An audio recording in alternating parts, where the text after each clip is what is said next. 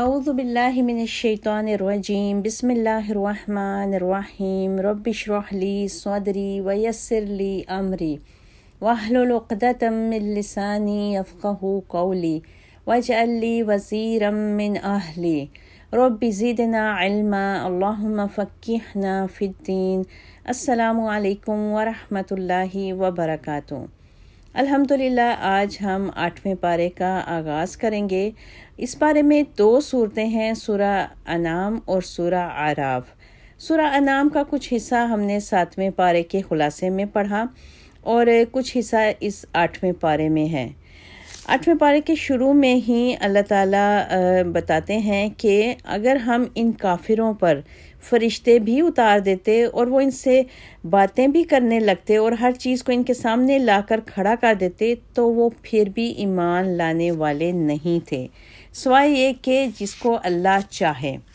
دراصل یہ آیت اس وقت نازل ہوئی جب مشرکین مکہ اور کفار عرب نے رسول اللہ صلی اللہ علیہ وسلم سے مختلف طرح کی نشانیوں کو طلب کرنا شروع کیا۔ کبھی وہ کہتے کہ ہمارے اوپر فرشتے اترنے چاہیے، کبھی وہ کہتے کہ اگر تم سچے ہو تو ہم اپنے پروردگار کو خود اپنی آنکھوں سے دیکھنا چاہتے ہیں، اور کبھی ان کا مطالبہ یہ ہوتا کہ ہمارے آباء و اجداد جو دنیا سے چلے گئے ہیں ان کو دوبارہ زندہ کرو۔ اللہ تعالیٰ نے رسول اللہ صلی اللہ علیہ وسلم کو کافروں کی سرش سے آگاہ کیا اور کہا کہ ان کافروں کی نشانیاں طلب کرنے والی بات کوئی حق پرستی پر مبنی نہیں، بلکہ یہ تو صرف اور صرف حق سے فرار حاصل کرنے کے لیے اس قسم کے مطالبات کر رہے ہیں۔ حضرت ابوبکر صدیق رضی اللہ تعالی عنہ نے بغیر کسی نشانی کے اسلام قبول کر لیا، جبکہ مکہ کے بہت سے کافر متعدد نشانیوں کو دیکھ کر بھی مسلمان نہ ہوئے۔ اللہ تعالیٰ نے قرآن مجید میں قوم سمود کا واقعہ بہت سے مقامات پر بیان کیا ہے کہ صالح علیہ السلام کی دعا کے نتیجے میں پہاڑ پھٹا اور اس میں سے ایک اونٹنی نکلی، جس نے باہر نکلتے ہی بچہ جنا۔ وہ اونٹنی خود تو بغیر ماں باپ کے پیدا ہوئی اور اس کا بچہ بن باپ کے پیدا ہوا۔ وہ اونٹنی چراگاہوں میں چرتی اور اتنا دودھ دیتی جو بستی کو سیراب کرنے کے لیے کافی تھا، لیکن قوم سمود کے لوگ اتنی بڑی نشانی دیکھ کر بھی اللہ پہ ایمان نہ لائے اور بغاوت اور سرکشی میں یہاں تک پہنچ گئے کہ اونٹنی ہی پر حملہ آور ہو گئے، جس کی وجہ سے اللہ نے ان کو تباہ و برباد کر دیا۔ اس بارے میں اللہ تعالیٰ نے یہ بھی ارشاد فرمایا ہے کہ زمین پر رہنے والوں کی اکثریت کی پیروی کرنے سے اکثر انسان گمراہ ہو جاتا ہے۔ یعنی اس آیت سے پتہ چلتا ہے کہ ضروری نہیں کہ اکثریت ہمیشہ حق بات کہے، بلکہ کئی دفعہ زمین پر رہنے والوں کی اکثریت کی پیروی کرتے کرتے انسان گمراہی کی طرف چل پڑتا ہے۔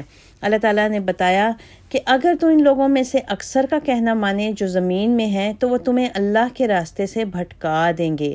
وہ تو گمان کے سوا کسی چیز کی پیروی نہیں کرتے اور وہ اس کے سوا کچھ نہیں کہ اٹکل دوڑاتے ہیں۔ اللہ تعالیٰ نے مزید فرمایا کہ جس چیز پر غیر اللہ کا نام لیا جائے اس کو کھانا درست نہیں۔ اللہ تعالیٰ نے بتایا کہ کافروں کو اللہ کے رسول صلی اللہ علیہ وسلم سے بہت عناد تھا اور وہ کہتے تھے کہ ہم ہرگز ایمان نہیں لائیں گے جب تک ہمیں وہ نہیں دیا جاتا جو اللہ کے رسولوں کو دیا جاتا ہے۔ اللہ نے کافروں کی اس بات پر کہا کہ اللہ خوب جانتا ہے کہ وہ اپنی رسالت کس کو عطا کرے گا۔ سورہ زخرف میں بھی اللہ تعالیٰ نے کافروں کی اس بات کا ذکر کیا ہے کہ اگر قرآن نے اترنا تھا تو وہ مکہ یا طائف کے کسی چودھری یا کسی سردار پر اترتا۔ کفار مکہ کئی مرتبہ کہتے تھے کہ مکہ میں ولید بن مغیرہ اور طائف میں عروہ بن مسعود جیسے رؤسا اس قابل تھے کہ قرآن ان پر نازل ہوتا۔ یہ بھی ان کی محدود سوچ اور فکر کی پستی تھی کہ رسالت جیسے عظیم منصب کو مادیت کے ساتھ جوڑنا چاہتے تھے، حالانکہ رسالت کے منصب کا انتخاب تو اللہ سبحانہ و تعالی فرماتے ہیں اور وحی کا نزول اللہ ہی کے حکم سے ہوتا ہے۔ یہودی بھی کئی مرتبہ جبرائیل علیہ السلام سے عداوت کا اظہار کرتے کہ وہ اللہ کا کلام رسول اللہ کے قلب اطہر پر کیوں لے کر آتے ہیں، تو اللہ نے اس وقت بھی رسول اللہ صلی اللہ علیہ وسلم پر وحی کا نزول فرمایا کہ اے پیغمبر انہیں کہہ دیجئے جو جبرائیل علیہ السلام کا دشمن ہے کہ وہ تو اللہ کے حکم سے آپ کے دل پر اس قرآن کو لے کر آتے ہیں جو سابقہ کتابوں کی تائید کرتا اور اہل ایمان کے لیے ہدایت اور بشارت ہے۔ آگے کی آیات میں یہودیوں کی ایک اور سرکشی کو بتایا گیا۔ اللہ تعالیٰ نے یہودیوں پر ان کی بغاوت اور سرکشی کی وجہ سے ہر ناخن والا جانور حرام کر دیا اور گائے اور بکری کی پیٹھ پر لگی چربی کے علاوہ باقی چربی کو بھی ان پر حرام کر دیا تھا، لیکن یہودیوں کی سرکشی کا عالم یہ تھا کہ وہ چربی بیچ کر کھانا شروع ہو گئے۔ امام بخاری و مسلم میں ابو ہریرہ رضی اللہ تعالیٰ عنہ سے یہ روایت ہے کہ رسول اللہ صلی اللہ علیہ وسلم نے فرمایا، اللہ کی مار ہو یہود پر، جب چربی ان کے لیے حرام کر دی گئی تو انہوں نے اسے پگھلا کر بیچ دیا اور اس کی قیمت کھا گئے۔ یعنی جو ان کے اوپر جس بھی چیز کو منع کیا جاتا تھا وہ الٹا نافرمانی کرتے ہوئے، سرکشی کرتے ہوئے اسی چیز کو استعمال کرتے تھے۔ اور اس کے بعد اللہ تعالیٰ نے بتایا کہ اللہ تعالیٰ ہدایت جس کو دینا چاہتا ہے صرف اسی کو دیتا ہے، صرف اسی کا سینہ اسلام کے لیے کھول دیتا ہے، اور جس کا سینہ اسلام کے لیے تنگ ہو جائے گویا وہ آسمان کی بلندی سے نیچے گر پڑا ہے۔ اس بارے میں اللہ تعالیٰ نے اولاد کے قتل کی شدید مذمت کی اور کہا کہ وہ لوگ گھاٹے میں ہیں جنہوں نے اپنی اولادوں کو بے وقوفی کے ساتھ قتل کر دیا اور اپنی مرضی سے اللہ تعالیٰ کے جائز کیے ہوئے رزق کو حرام قرار دے دیا۔ مزید اس بارے میں اللہ تعالیٰ نے یہ بھی ارشاد فرمایا کہ جب فصلوں کی کٹائی کا دن آئے اس دن اللہ تعالیٰ کے حق کو ادا کیا کرو۔ جب اللہ تعالیٰ ہر چیز عطا فرماتے ہیں تو اس کا حق بھی بر وقت ادا ہونا چاہیے۔ اس بارے میں اللہ تعالیٰ نے رزق کی ان 4 بڑی اقسام کا بھی ذکر کیا ہے جو انسانوں پر حرام ہیں۔ پہلا رزق جو انسانوں پر حرام ہے وہ مردار ہے، اسی طرح بہتا ہوا خون انسان پر حرام ہے، اسی طرح خنزیر کا گوشت بھی انسان پر حرام ہے، اور غیر اللہ کے نام کا ذبیحہ بھی انسان پر حرام قرار دیا گیا ہے۔ اس کے بعد اللہ تعالیٰ نے مشرکین کے اس غلط عذر کو بھی رد کیا کہ وہ اپنے اور اپنے آباء و اجداد کے بارے میں کہیں گے کہ اگر اللہ تعالیٰ چاہتا تو ہم اور ہمارے آباء و اجداد ہرگز شرک نہ کرتے۔ اللہ تعالیٰ فرماتے ہیں کہ یہ اور ان سے پہلے لوگ بھی اسی طرح جھوٹ تراشتے رہے تھے۔ جب ان کے سامنے ہدایت آ گئی تو ان کو ہدایت کو قبول کرنا چاہیے تھا۔ مزید اللہ تعالیٰ نے آیت 148 میں فرمایا، قُلْ هَلْ عِندَكُم مِّنْ عِلْمٍ فَتُخْرِجُوهُ لَنَا۔ اے نبی آپ ان کو کہہ دیجئے جو اللہ نے تحریر کیا ہے کیا تم اس کو جانتے ہو؟ اگر جانتے ہو تو اس کو ہمارے سامنے پیش کرو۔ گویا اللہ تعالیٰ یہ ارشاد فرما رہے ہیں کہ لوگ غلطی تو خود کرتے ہیں لیکن خواہ مخواہ اللہ تعالیٰ کی ذات کو مورد الزام ٹھہراتے ہیں کہ اللہ چاہتا تو ہم ایسا نہ کرتے، جبکہ اللہ تعالیٰ نے انسان کو اچھا اور برا راستہ منتخب کرنے کا اختیار دے رکھا ہے۔ اس سے آگے اس بارے میں بعض کبیرہ گناہوں کا بھی ذکر کیا گیا ہے کہ اللہ تعالیٰ کی ذات کے ساتھ شرک نہیں کرنا چاہیے، والدین کے ساتھ حسن سلوک کرنا چاہیے، اپنی اولاد کو بھوک کے خوف سے قتل نہیں کرنا چاہیے، فحاشی چاہے چھپی ہوئی ہو یا چاہے اعلانیہ ہو اس کے قریب بھی نہیں جانا چاہیے، کسی کو ناحق قتل نہیں کرنا چاہیے، یتیم کے مال کو ناجائز طریقے سے استعمال نہیں کرنا چاہیے، ترازو کو صحیح طریقے سے پکڑنا چاہیے، جب بات کی جائے عدل سے کرنی چاہیے، چاہے قریبی عزیز بھی اس کی زد میں آئے، اور اللہ تعالیٰ سے کیے گئے یا اس کے نام پر کیے گئے وعدوں کو پورا کرنا چاہیے۔ ان تمام نصیحتوں کا بنیادی مقصد انسانوں میں عقل اور تقوی پیدا کرنا ہے۔ اس کے بعد اس بارے میں اللہ تعالیٰ نے ان لوگوں کو بھی بڑی شدت سے مذمت کی ہے جو اپنے دین میں تفرقہ پیدا کرتے اور گروہوں میں بٹ جاتے ہیں۔ ایسے لوگوں کا معاملہ اللہ کے ذمہ ہے اور اللہ تعالیٰ ان کو اپنے کیے سے آگاہ کرے گا۔ آگے اللہ تعالیٰ نے اپنی بے پایاں رحمت کا ذکر کیا ہے کہ جو ایک برائی کرے گا اس کو ایک ہی کا بدلہ ملے گا، لیکن جو ایک نیکی کرے گا اس کو اس جیسی 10 نیکیاں ملیں گی، اور انسانوں پر ظلم نہیں کیا جائے گا۔ اللہ تعالیٰ نے اپنے خلیل حضرت ابراہیم علیہ السلام کو اس بارے میں آگے حکم دیا کہ وہ اعلان فرمائیں کہ بے شک میری نمازیں، میری قربانیاں، میرا جینا اور میرا مرنا سبھی کچھ اللہ رب العالمین کے لیے ہے۔ اس کا کوئی شریک نہیں اور مجھے اسی کا حکم دیا گیا اور میں سب سے پہلے اپنے آپ کو اللہ کے سپرد کرنے والا ہوں۔ قل ان صلاتی و نسکی و محیای و مماتی للہ رب العالمین۔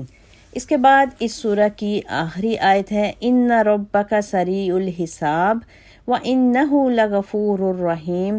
بے شک تمہارا رب سزا دینے میں بھی بہت تیز ہے اور بہت درگزر کرنے اور رحم فرمانے والا ہے۔ اس کے بعد سورۃ اعراف شروع ہوتی ہے۔ اس سورہ کے آغاز میں اللہ تعالیٰ ارشاد فرماتے ہیں کہ پیارے حبیب صلی اللہ علیہ وسلم، جو قرآن آپ پر نازل کیا گیا ہے آپ اس کی پیروی کریں۔ اس کے بعد اللہ تعالیٰ نے قیامت کے دن کے وزن کا ذکر کیا ہے، والوزن یومئذ الحق، اور وزن اس روز عین حق ہوگا، اور کہا کہ کل قیامت کو وزن حق اور انصاف کے ساتھ ہوگا، تو جس کا پلڑا بھاری ہوگا تو وہ کامیاب ہوگا، اور جس کا پلڑا ہلکا ہوگا تو یہ وہ لوگ ہیں جنہوں نے ہماری آیات کو رد کر کے اپنی ہی جانوں کا نقصان کیا۔ اللہ تعالیٰ سے دعا ہے کہ اللہ تعالیٰ ہم سب کو قیامت کے دن بھاری وزن والے اور انصاف کے پلڑے میں رکھے، آمین۔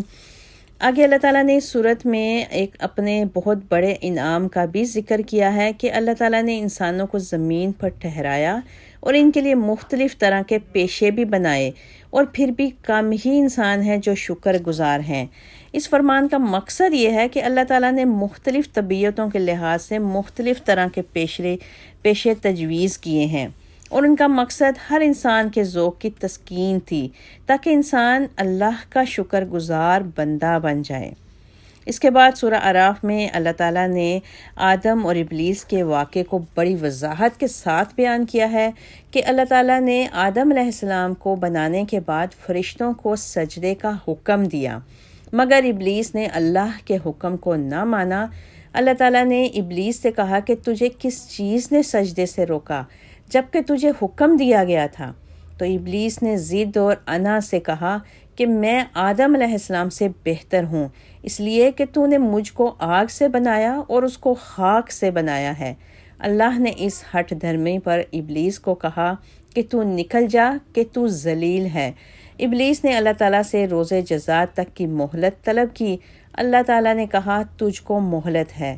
ابلیس نے کہا جس طرح تو نے مجھے بدراہ کر دیا اسی طرح میں تیری سیدھی راہ پر ان کی طاق میں بیٹھوں گا، پھر میں ان پر ان کے آگے پیچھے اور دائیں بائیں سے حملہ کروں گا، اور تو ان میں سے اکثر لوگوں کو شکر گزار نہ پائے گا۔ اللہ تعالیٰ نے جواباً کہا تو یہاں سے حقیر اور مردود بن کر نکل جا، جو کوئی ان میں سے تیری پیروی کرے گا تو میں جہنم کو تم سب سے بھر دوں گا۔ اس کے بعد اللہ تعالیٰ حضرت آدم سے مخاطب ہوتے ہیں اور انہیں کہتے ہیں کہ اے آدم، آپ اور آپ کی بیوی جنت میں سکونت اختیار کریں اور یہاں سے جو جی چاہے کھائیں، لیکن اس درخت کے قریب نہ جائیں ورنہ آپ ظالموں میں سے ہو جائیں گے۔ پھر شیطان نے ان کو بہکایا تاکہ ان کے جسم کے ڈھکے ہوئے حصے ظاہر کر دے، اور کہنے لگا کہ تمہارے رب نے تمہیں اس درخت سے اس لیے منع کیا ہے کہ کہیں تم دونوں فرشتے نہ بن جاؤ یا ہمیشگی کی زندگی نہ حاصل کر لو۔ اور وہ قسمیں کھانے لگا کہ میں تمہارا خیر خواہ ہوں۔ ابلیس نے ان کو جھوٹی قسموں کے ذریعے سے پھسلا دیا۔ پھر جب انہوں نے اس درخت سے چکھا تو ان کے جسم کے پوشیدہ حصے ان پر ظاہر ہو گئے، اور دونوں پھر اپنے جسم پر جنت کے پتے لگانے لگے۔ تب اس وقت اللہ تعالیٰ نے ان کو پکار کر کہا کہ کیا میں نے تمہیں اس درخت سے منع نہیں کیا تھا اور تم کو یہ نہیں بتایا تھا کہ شیطان تمہارا کھلا دشمن ہے؟ تب وہ دونوں بولے ربنا ظلمنا انفسنا وان لم تغفر لنا وترحمنا لنکونن من الخاسرین۔ اے ہمارے پروردگار، ہم نے اپنی جانوں پر ظلم کیا، اور اگر تو نے ہمیں معاف نہ کیا اور ہم پر رحم نہ کیا تو ہم یقیناً گھاٹا پانے والوں میں شامل ہو جائیں گے۔ اللہ تعالیٰ نے پھر کہا تم سب یعنی آدم، حوا اور شیطان نیچے اتر جاؤ، اور تم ایک دوسرے کے دشمن رہو گے، اور تم کو ایک خاص وقت تک زمین پر ٹھہرنا اور رہنا ہے۔ پھر اللہ تعالیٰ نے کہا اسی میں تم جیو گے اور اسی میں مرو گے اور اسی میں سے نکالے جاؤ گے۔ اس کے بعد اللہ تعالیٰ نے تمام انسانوں کو مخاطب ہو کر کہا یا بنی آدم، اے اولاد آدم، تم کو شیطان نہ بہکا دے جس طرح اس نے تمہارے ماں باپ کو جنت سے نکلوایا اور ان کے لباس بھی اتروا دیے تاکہ وہ ایک دوسرے کے سامنے برہنہ ہو جائیں۔ بے شک وہ اور اس کا قبیلہ تم کو وہاں سے دیکھتا ہے جہاں سے تم انہیں نہیں دیکھ سکتے۔ اس کے بعد آیت 26 میں لباس کے آداب اور مقاصد بتائے گئے، اور اس کے بعد آیت 31 میں آداب مسجد بتائے گئے۔ اللہ تعالیٰ نے مسجدوں میں آنے کے آداب کا بھی ذکر کیا کہ کہا مسجد میں آتے ہوئے انسانوں کو اپنی زینت کو اختیار کرنا چاہیے اور اچھا لباس پہن کر مسجد میں آنا چاہیے۔ اس سے آگے کی آیات میں اللہ تعالیٰ نے جہنم کے مناظر کا ذکر کیا کہ جہنم میں داخل ہونے والے گروہ اپنے جیسے سابقہ گروہوں پر لعنت کریں گے، یہاں تک کہ سب جہنم میں جمع ہو جائیں گے۔ اللہ تعالیٰ فرماتے ہیں کہ بعد میں آنے والے پہلے آنے والوں کے بارے میں کہیں گے اے ہمارے رب، انہوں نے ہمیں گمراہ کیا، اس لیے تو ان کو دگنا عذاب دے، جبکہ پہلے آنے والے بعد میں آنے والوں کے بارے میں کہیں گے کہ تم کو ہم پر کوئی برتری نہیں، تم اپنے کیے کے بدلے عذاب کا مزہ چکھو۔ پھر اس کے بعد اللہ تعالیٰ نے اس بات کا بھی ذکر کیا کہ اہل جنت جہنمیوں سے مخاطب ہو کر کہیں گے کہ ہم پا چکے ہیں جس کا وعدہ ہمارے رب نے ہم سے کیا تھا، کیا تم کو بھی وہ کچھ مل گیا جس کا تمہارے رب نے وعدہ کیا تھا؟ تو وہ جہنمی جواب میں کہیں گے ہاں۔ اس پر ایک پکارنے والا پکار کر کہے گا کہ اللہ کی لعنت ہو ظالموں پر۔ اسی طرح اہل نار جنتیوں سے تقاضا کریں گے کہ جو اللہ نے تم کو پانی اور رزق عطا کیا ہے اس میں سے ان کو بھی دیا جائے، تو اہل جنت کہیں گے اللہ نے اس کھانے اور پینے کو اہل نار یعنی جہنمیوں پر حرام کر دیا ہے۔ اللہ تعالیٰ نے اس پارے کے آخر میں اصحاب اعراف کا بھی ذکر کیا۔ اصحاب اعراف ایسے لوگ ہوں گے جو جہنم کے عذاب سے محفوظ ہوں گے، لیکن اعمال میں کمزوری کی وجہ سے جنت حاصل کرنے میں ناکام ہو جائیں گے۔ جب وہ جنتیوں کو دیکھیں گے تو حسرت کریں گے کہ کاش ہم بھی جنتی ہوتے، اور جب وہ جہنمیوں کو دیکھیں گے تو اللہ تعالیٰ کا شکر ادا کریں گے کہ اللہ تعالیٰ نے ان کو آگ سے بچا لیا ہے۔